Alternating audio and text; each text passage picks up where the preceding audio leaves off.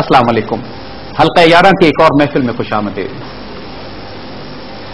اللہ تعالیٰ جس مرد مجاہد سے کام لے گا اس کی کیا صفات ہونی چاہیے, کیا کردار ہوتا ہے, کیا جرأت افکار اس میں ہوتی ہے, اس کی تمام تعریف بھی اللہ تعالیٰ نے قرآن پاک میں بیان فرمائی ہے. ہمارے بچے اکثر ہم سے یہ سوال کرتے ہیں کہ ہم پریکٹیکل کام کب کریں گے. یعنی پریکٹیکل کام سے مراد شاید بچوں کی یہ ہے کہ انسان سیاست میں کب آئے گا, انسان سڑک پر جلوس کب نکالے گا, یا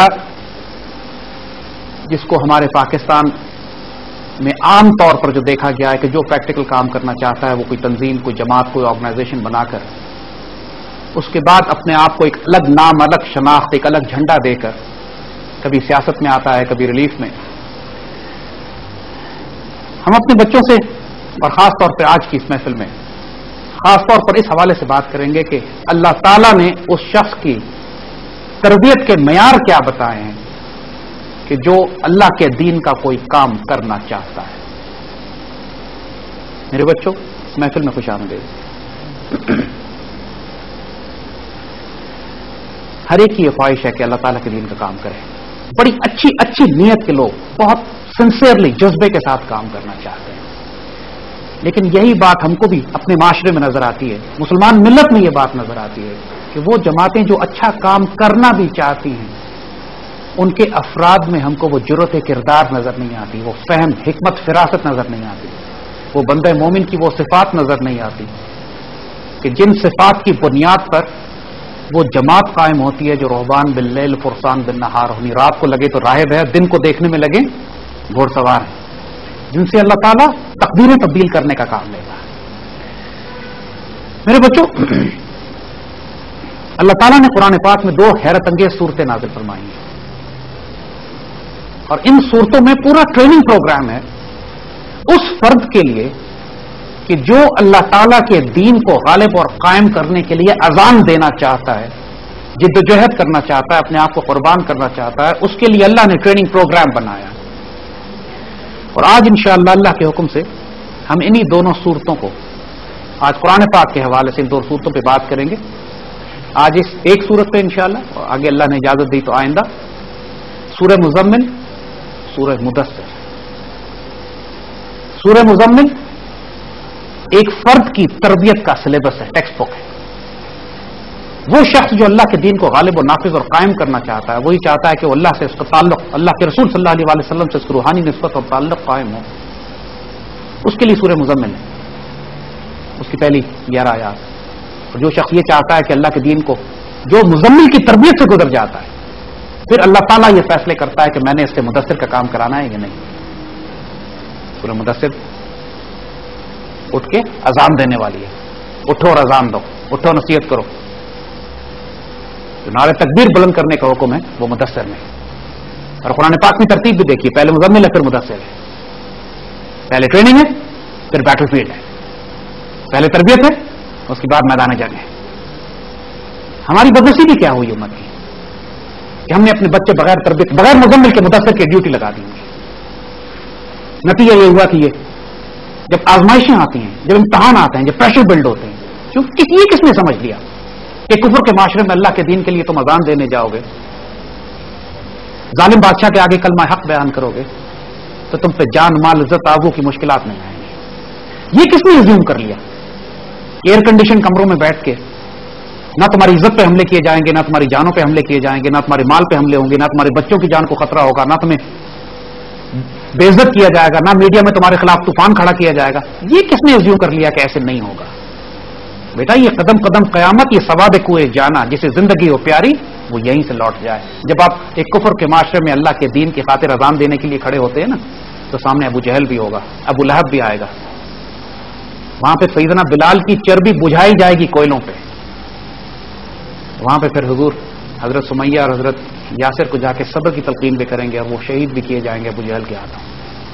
وہاں پہ کچرا بھی پھینکا جائے گا, وہاں پہ آپ کو مجنون بھی کہا جائے گا, وہاں پہ آپ کو جادوگر بھی کہا جائے گا, وہاں پہ آپ کو یہ بھی کہا جائے گا کہ گھروں کو توڑنے والے ہیں, وہاں پہ یہ بھی کہا جائے گا کہ دوسروں سے سن کر آتے ہیں پھر آیتیں آگے, باتیں آگے سنا دیتے ہیں. وہاں پر آپ کو اپنے گھروں سے بھی نکالا جائے گا, ہجرت بھی کرنی پڑے گی. وہاں پر بدر بھی آئے گی, وہاں پر احد بھی ہوگی، وہاں خندق بھی ہوگی، اور جو اللہ اجازت دے تو انشاءاللہ فتح مکہ بھی ہوگی. لیکن جو تربیت کا معیار ہے، ہر اس شخص کے لیے جو ڈیوٹی دینا چاہتا ہے آج کی دنیا میں، اس کے لیے ٹریننگ پروگرام سورہ مزمل کی پہلی 11 آیتیں. مدثر کی پہلی آیت شروع کی آیتیں اس تربیت کے مکمل ہونے کے بعد جب ڈیوٹی شروع ہوتی ہے. میرے بچوں، ایک اور قرآن پاک کا ایک، اس سے پہلے کہ مزمل کی بات کریں، قرآن پڑھنے کے آداب میں یہ بات ہم پہلے بھی ڈسکس کر چکے ہیں کہ قرآن پاک حضور صلی اللہ علیہ وسلم کی فیض اور برکت سے ہمارے لیے ہے. قرآن پر ہم نے عمل کرنا ہے. قرآن ہم سے مخاطب ہو کے بات کر رہا ہے. حضور شان نزول کا سبب ضرور بنے، ظاہر ہے حضور کی ذات مبارک پہ نازل ہوا ہے قرآن، لیکن قرآن حضور پہ محدود تو نہیں ہے. جس طرح علامہ اقبال کے والد نے اقبال سے پوچھا جب وہ قرآن پڑھ رہے تھے کہ کیا پڑھ رہے ہو؟ کہتے ہیں قرآن. کہ کیسے پڑھ رہے ہو؟ تلاوت کر رہا ہوں.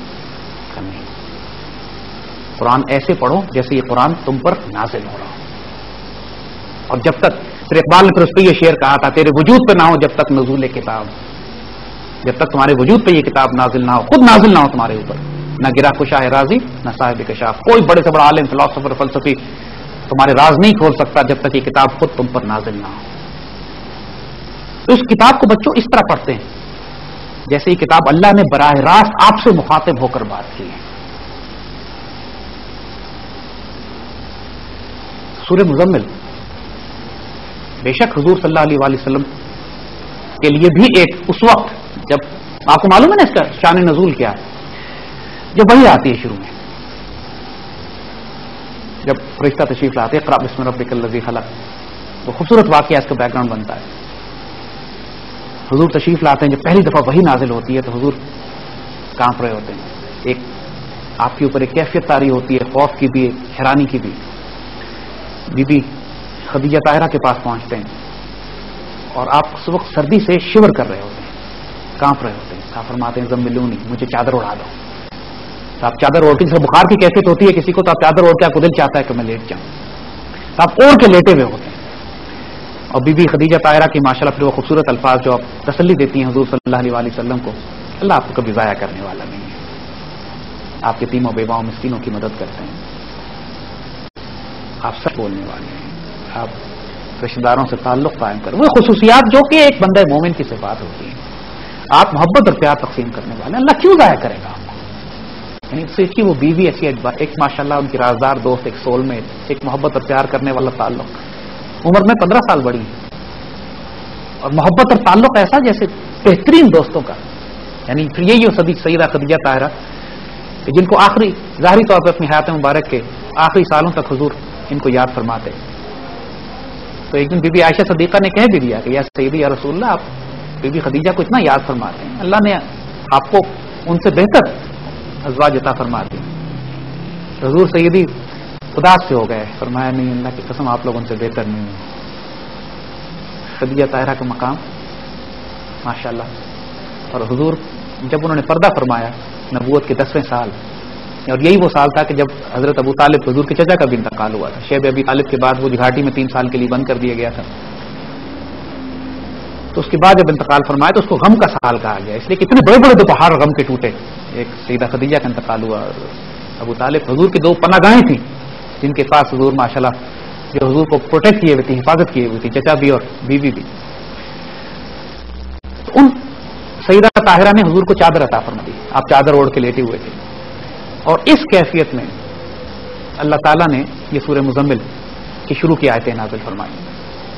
اور یہ آئندہ آنے والے قیامت تک کے لیے ہر وہ مسلمان جو حضور صلی اللہ علیہ وآلہ وسلم کی سنت پر حضور کے دین کو غالب اور قائم کرنے کے لیے وہ ڈیوٹی کرے گا، جو کہ رسالت کی ڈیوٹی دی گئی ہے. نبی تو اب کوئی نہیں آئے گا، لیکن ڈیوٹی رسالت کی جو ہے حضور کے پیغام کو پھیلانے کی ڈیوٹی، جو خطبہ حجۃ الوداع پہ حضور نے فرما دیا تھا تمام مسلمانوں کو، جو موجود ہے تم میں سے یہاں ان تک پہنچا دے جو موجود نہیں ہے. یہ ذمہ داری اب ہر مسلمان کی ہے کہ ہر دور میں اذان دے حضور صلی اللہ علیہ وآلہ وسلم کی سنت مبارکہ پہ قرآن کی روشنی، قرآن کو زندہ کرنے کے لیے، قرآن کی تجدید کرنے کے لیے، قرآن کو ریوائو کرنے کے لیے. قرآن پہ بھی ہم بھول جاتے ہیں لوگ. تو جو شخص اللہ تعالیٰ کے اس حکم کو، اس قرآن کو لے کر اٹھے گا، اس کے لیے سورہ مزمل کی 11 آیتیں اس کی ٹیکسٹ بک بھی ہے. آئیں طرف دیکھتے ہیں کہ سورہ مزمل میں اللہ تعالیٰ اب حضور کے حوالے سے تو یہ بات آئی یا ایھا المزمل. اب ترجمہ اور ایک بات آپ کو اور بھی بتائی تھی بچوں کے قرآن پاک اپنے ظاہر پہ بھی اپلائی ہوتا ہے اور انسان کے باطن پہ بھی. جب کہا گیا کہ فصل لربک وانحر، ایک ترجمہ تو بالکل ٹھیک ہے اس کا کہ اللہ کے لیے نماز پڑھو اور قربانی کرو، گائے بھی قربان کرو، بکرے بھی قربان کرو، صدقات کرو. اور ایک ترجمہ اس کا یہ بھی ہے کہ اپنے رب کا ذکر اپنے اندر کرتے رہو اور خواہشات نفس کی قربانی کرو. خواہشات نفس کو بھی تو قربان کرنا ہوتا ہے. ان شان کا ہول ابتر، تمہارا دشمن جو ہے وہ ناکام ہو جائے گا. اب دشمن آگے ابو جہل بھی ہے، آج کے دور میں امریکہ اور کفار اور دجال کا نظام بھی ہے. لیکن ایک بندہ مومن کے لیے سب سے بڑا دشمن اس کے اندر شیطان ہوتا ہے، اس کا اپنا نفس ہوتا ہے، نفس امارہ جو اس کو برائی کی طرف اکساتا ہے. تو ان شانیہ کا ہول ابتر کا انفس اور آفاق دونوں جگہ ترجمہ کیا جا سکتا ہے. انفس میں ترجمہ اس کا یہ ہوگا کہ تمہارا دشمن شیطان جو تمہیں ورگلاتا ہے، گمراہ کرتا ہے، تمہارا نفس جو تمہیں برائی کی طرف اکساتا ہے، اللہ اس کو بھی رسوا کرے گا، اس کو بھی ناکام کرے گا جب تم اپنے خواہشات نفس کی قربانی کرو گے. اور آفاق میں اس کی ٹرانسلیشن یہ ہے کہ جب تم اللہ کی راہ میں گائے بکری جانور قربان کرو گے تو اس سے تمہارا جو تربیت و تزکیہ ہوگا انشاءاللہ، تمہیں جو اللہ کے قریب ایک تعلق حاصل ہوگا انشاءاللہ اللہ تمہاری حفاظت فرمائے گا اور تمہارے سارے ظاہری دشمن بھی ناکام ہو جائیں گے. آج کے دور میں جب ہم سورہ مزمل کی بات کرتے ہیں تو ہم نے ظاہری چادر تو نہیں اوڑی ہوئی، لیکن آج کے دور کا انسان بھی گھیرا گیا ہے، اوڑا ہوا ہے اس کو پورے زمانے نے، پورے معاشرے نے. اس کا ترجمہ کیا کیا جائے گا؟ یا ایھا المزمل، اے وہ شخص جو اپنی خواہشات نفس میں لپٹا ہوا ہے. یا ایھا المزمل، اے وہ شخص جس نے اپنے کاروبار کو، اپنے روپے کو، اپنے پیسے کو، اپنے جائیداد کو، اپنی خواہشات نفس کو، اپنے قبیلے کو، اپنے خاندان کو، اپنی دولت کو اپنے گرد اوڑھ لیا ہے. ہم بھی تو لپٹے ہوئے ہیں غلاظت میں، دنیا میں. الہاکم التکاثر حتی زرتم المقابر، غفلت میں رکھا ہے تم کو کثرت کی ہوس نے حتیٰ کہ تم قبروں میں جا پہنچے. ان چیزوں میں بھی تو گھیرا ہوا ہے انسان کو.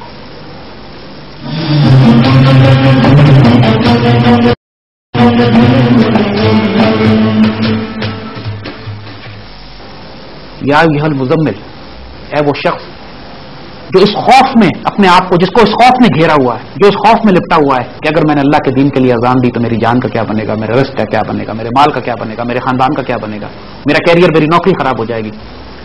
یا ایھا المزمل، آج کے دور کے مزمل ہم لوگوں نے چادریں نہیں اوڑی ہوئی، لیکن ہم نے وہ حوث چھپ چھپ کے بنا لیتی ہے سینوں میں تصویریں. وہ 307 بت ضرور ہمارے دلوں میں بسے ہوئے ہیں.